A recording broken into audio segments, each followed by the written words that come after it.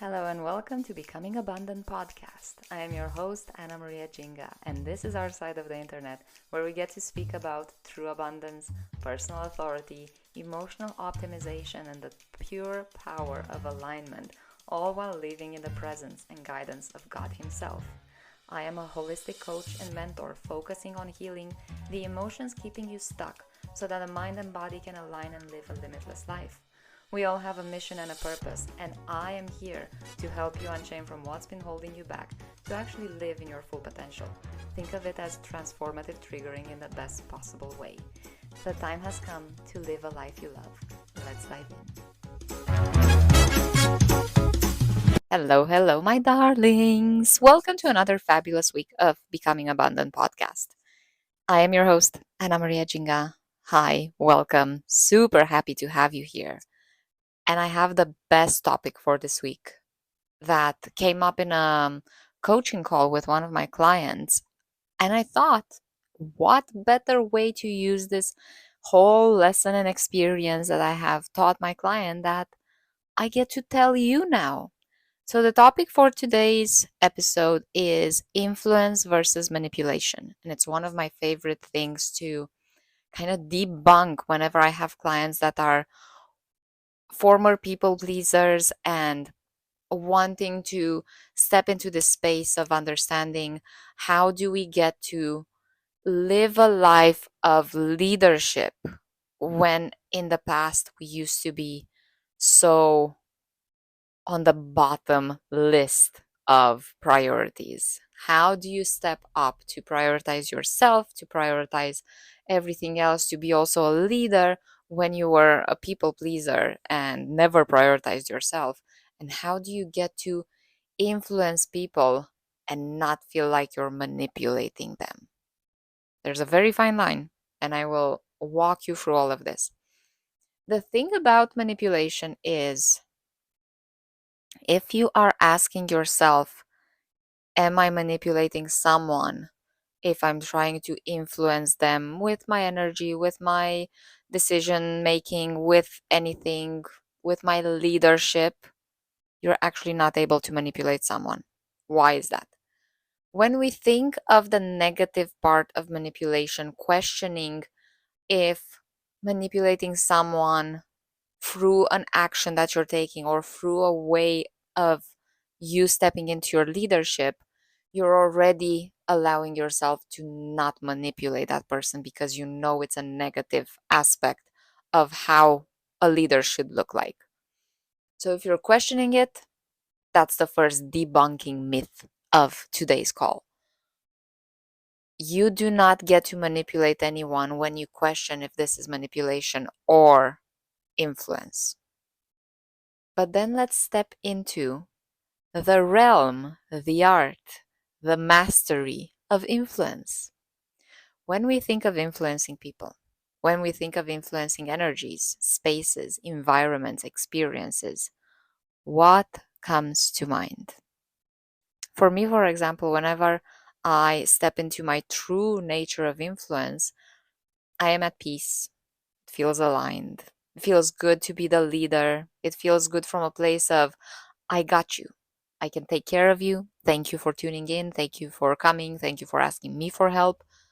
I got you. I will influence you because I want to see you better. I will influence you because I want to see you elevated. I will influence you, thus, I will speak life into you. Because when I am in my leadership role, the role that doesn't make me feel like I'm manipulating anyone, but the role that feels aligned, peaceful, and purposeful, that is when I actually detach from the concept of manipulation and I'm fully immersed into the art of influence. Because what I've noticed in a few of my clients and in a few of friends, people I talk to, as a general consensus, let's say, there are always exceptions, but I'm talking about the general consensus. When you have been in the past a people pleaser, such as myself, I never wanted to do anything to make anyone feel upset. I never wanted to do anything to contradict someone that was interesting to me or I could benefit from their attention, such as feel validated. And I was in a space of trying to manipulate unconsciously, subconsciously, people around me to be seen in a certain light, such as I'm a people pleaser. I didn't call myself that back then. I call myself, I love people and I want to be available and help people. When you are in that space, one, the ways that people manipulate when we are people pleasing and we don't even realize we're doing it is when we're manipulating as a people pleaser, we're manipulating from a space of, I want to make you feel great. So I am giving you all of my energy, all of my attention, but I'm expecting in return you to validate me, you to tell me how important I am to you that I gave this to you, you to feel like I can do anything for you and I am bettering your life, sacrificing myself. I want you to see that I am sacrificing myself. See how that is a form of manipulation. Maybe subconsciously, maybe from a place of wanting to be seen, heard, understood, valued, because we are disconnected from our true source of being valued, which is God. But when we're in our people pleasing phases, we do not know how to influence because we're always trying to live from a toxic frequency. And what do I mean about toxic frequency? Think of this. When a radio is between stations, you get that blurry sound, weird frequencies, and so on. That is a misalignment. Whenever we're in a low frequency, it's a frequency of misalignment. So when we are trying to help others and please others to the detriment of ourselves and in the hopes of getting validation and being seen, we are misaligned. So we are manipulating. But we do not know that we're manipulating. We think this is how life is. This is how it's meant to be. This is what it's all about. However, there's another type of manipulation, and that is called the conscious manipulation. So, when you think of conscious manipulation, could you think of some examples in your life, in your environment, that feel like they already know you're manipulating? They're manipulating you, not you them. You already know that they know they're manipulating you. That sounded more English. And they're doing it to better themselves, to control, to feel in power, to feel as a boss, not a leader, but a boss, to feel like they are making things happen. But when we think of those situations, both the subconscious manipulation, the unconscious manipulation, and the conscious manipulation, do you see the similarities between the two?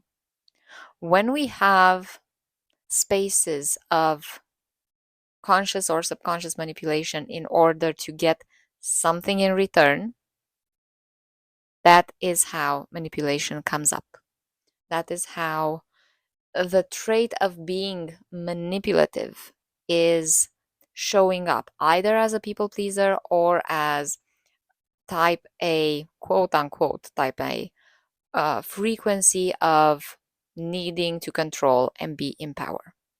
Both of those types of personalities bring up the same thing. They're lacking control, they're lacking self worth, they're consciously or unconsciously lacking personal value, and they're trying to get everything from the outside. When in fact, when we're getting things from the outside, we are putting ourselves in a difficult light. And what do I mean about that? When we're in this difficult light of not feeling good enough, not feeling capable enough, not feeling enough, we are one, disconnected from our source, from God. And two, we have been programmed to believe by society, by experiences, by people, by environments, whatever, that we are actually not able to do anything good for ourselves without trying to manipulate others. But then, now we get to talk about influence. And when we think about influence, what comes up for you guys?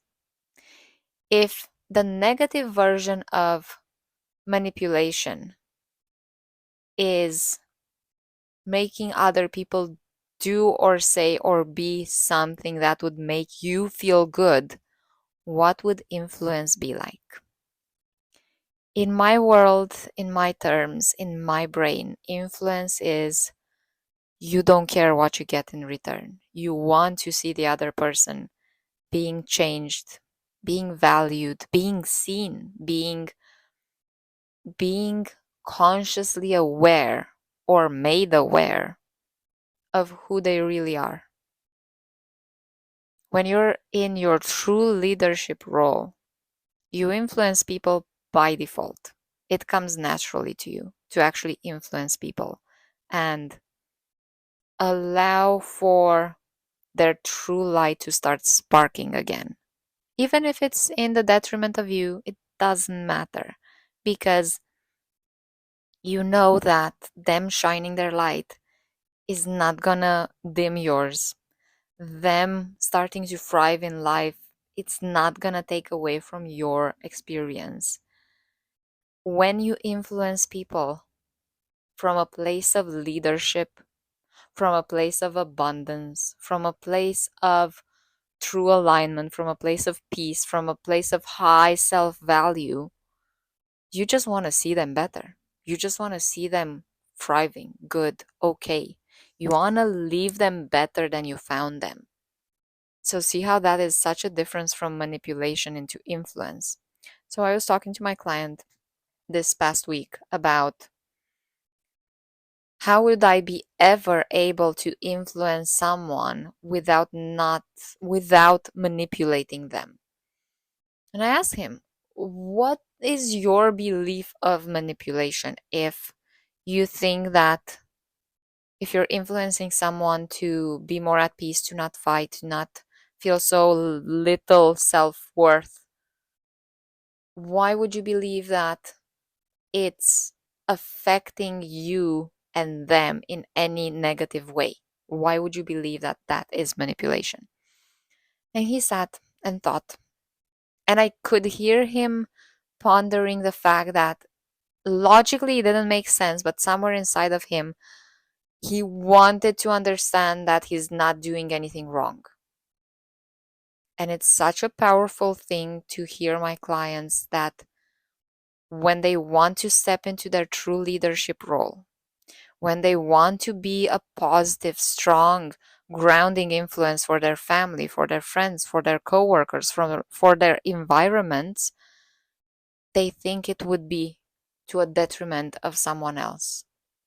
When in fact, with me, with how we work, you get to understand that leadership comes not as a sacrifice to you, but as a betterment for both parties.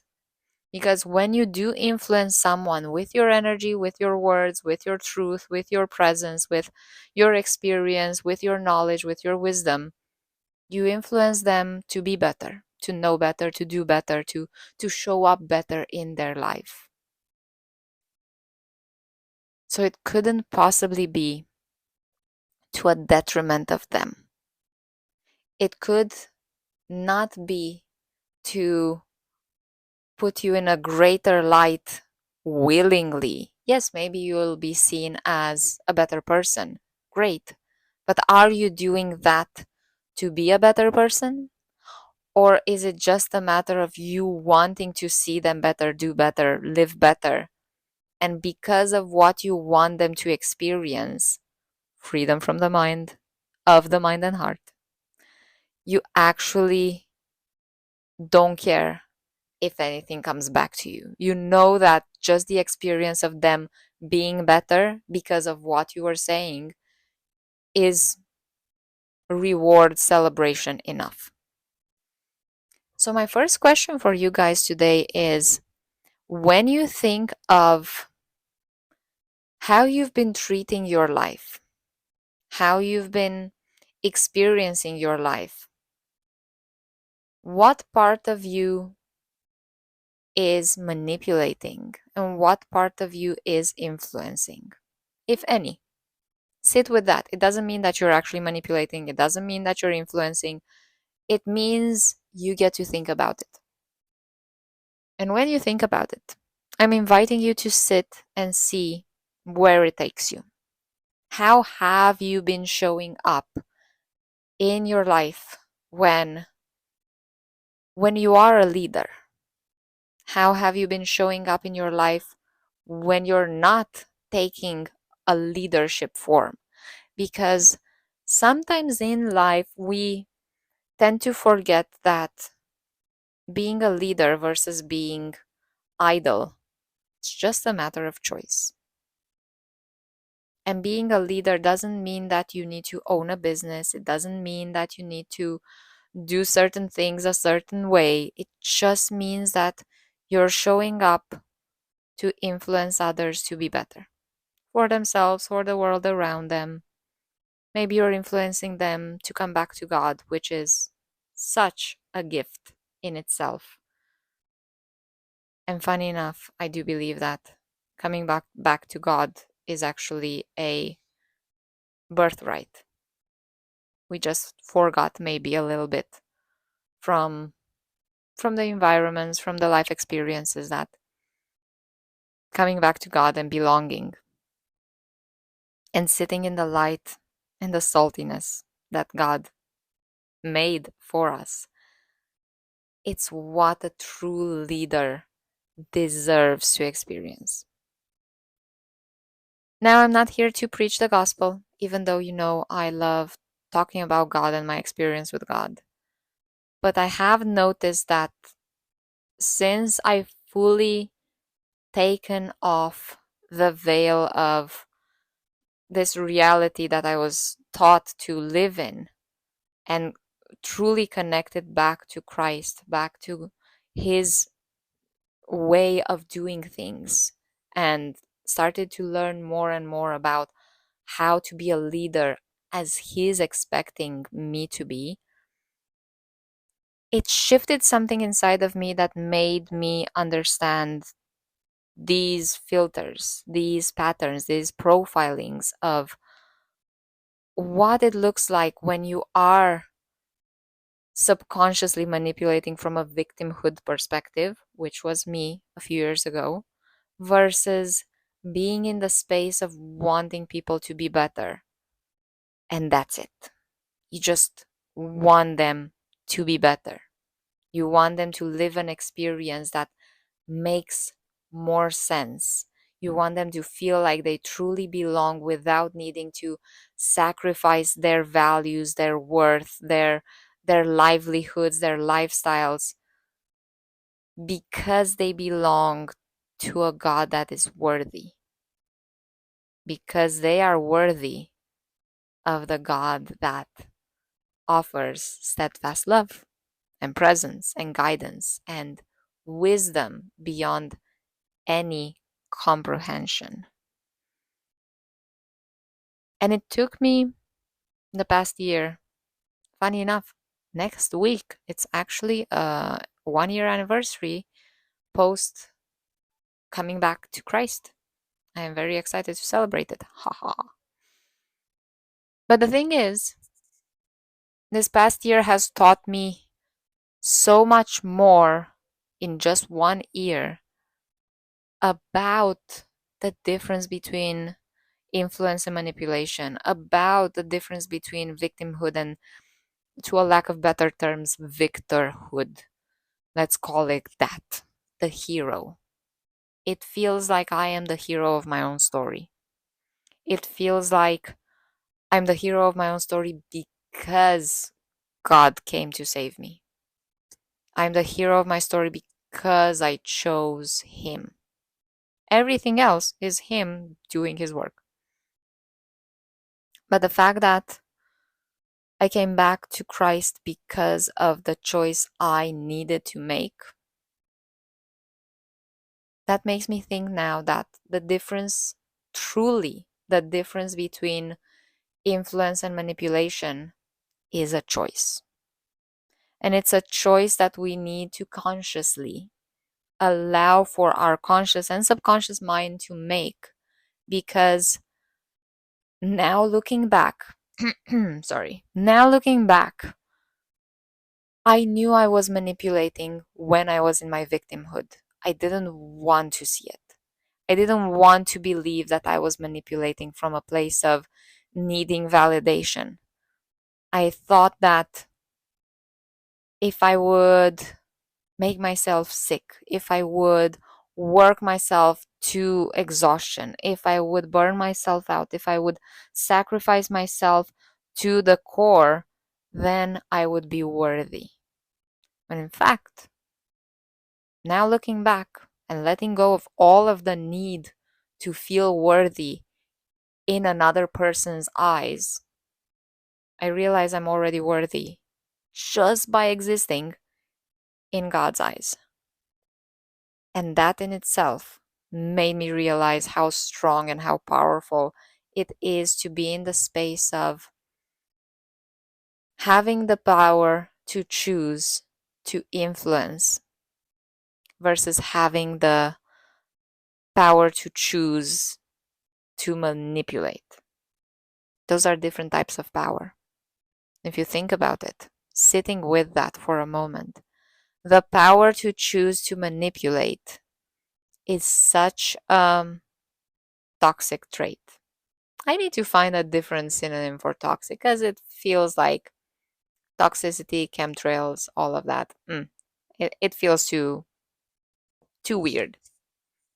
Too much of conspiracy theory talk. Even though I am the queen of all sorts of conspiracies and I love going down rabbit holes, it is not the place or time to use that kind of language. So, different types of language instead of toxic, we would use negative. When we are in a negative, mm, uncomfortable, not fully aligned needs to have power, we will manipulate. And it is a choice. It's a choice we make because of wanting to have things simple, wanting to have things within our total control. But the thing is, when we step back from that and we step into peace, we step into alignment, we step into truth, we step into our inner power that actually comes from God and from His Holy Spirit living inside of us, we then know that we don't need to control. We don't need to sacrifice for others, because there is no sacrifice when you just sit and allow for God to fill the space that you make for Him in your life. So then when you influence, when you come from a place of influencing others, environments, spaces, your own life, you come from a place of peace. You come from a place of alignment. You come from a place of trust and faith. So sit with that for a moment. When we are just influencing without the need to control, we come from a place of faith and trust. Doesn't that sound fabulous? So I will leave you guys with this question. What have you been doing in your life that has been holding you back from fully letting go of control, so that when you do show up for others or environments or experiences, you sit in a space of true alignment, surrender, peace, trust, and faith. Where have you been not showing up with those in your life? And see what comes up. And before we wrap up, I have some very fun news for you guys. Actually, the news I will share more next week. But in the meantime, I will let you guys know that my Instagram handle will be changing a little bit. And I will share more in next week's episode of why. And there is a fabulous community space that is being created for us to join and connect and have so much more fun. And it's going to be launched probably next week, probably in April. We'll see how it flows because it's a soft launch just because it needs to feel right. It doesn't have to look right or sound right or anything like that. It needs to feel aligned and peaceful. That's my version of right, aligned and peaceful. So, with that being said, my loves, you can still find me on Instagram for now as I am becoming abundant.